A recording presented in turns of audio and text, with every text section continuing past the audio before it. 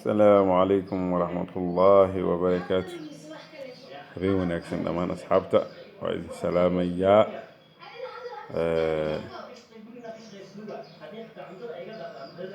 sheeko hadda kor aan maqlaan idinla wadaagaa warbixina laga keeno. nin baa xaas lahaa caruur u dhashay. ninka marka subaxda ka mid oo shaqo aadaya wuxuu dhahay biri maahan saa dambo hooyo iyo aabbo aan noo imaanayo. marka bal wax u diyaari hooyo iyo aabbo haddii alla idmo si casuumaad iyo maxaa la yidhaahdaa aan u soo dhaweyno haddii alla idmo. umaysan furin ee ka tagtay. maalintii la ballamay oo u sheegay inay hooyo iyo aabbo imaanayaan, islaantii waxba maysan diyaarin.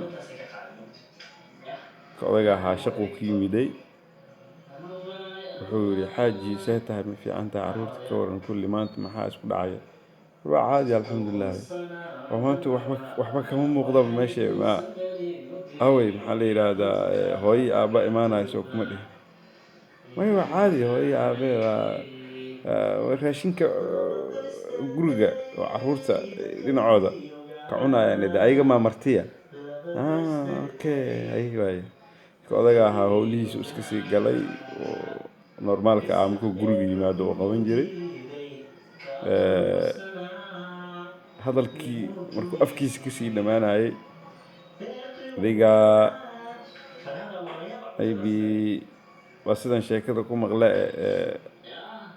adiga 15-20 minutes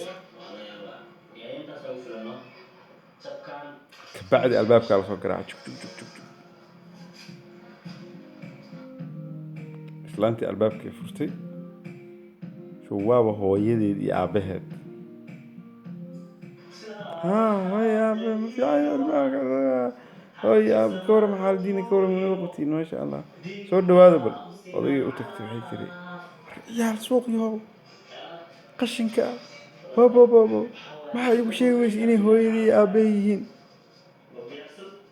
haddaba hooyo aabboonku dhahaye ma anigu hooyada iyo aabbaha hooyadii aabbe maahan miya?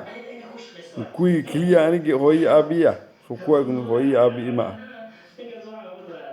maya kaala hadda restaurantigii maqaayad iyo wax ka soo qaad.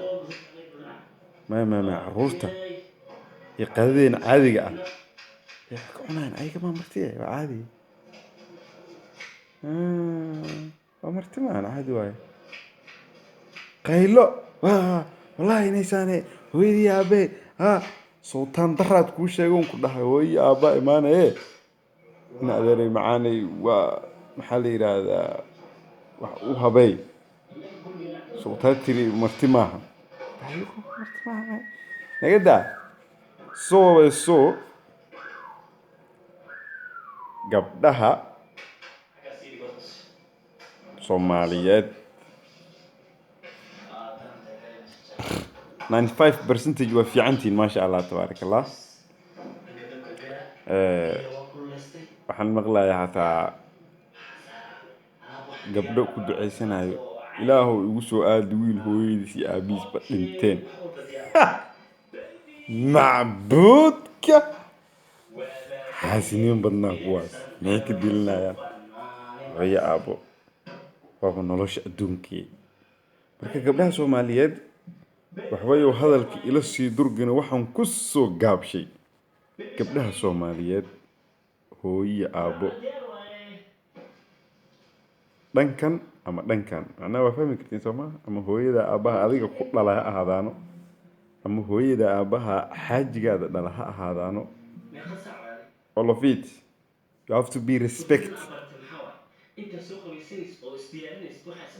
to respect tomorrow your children.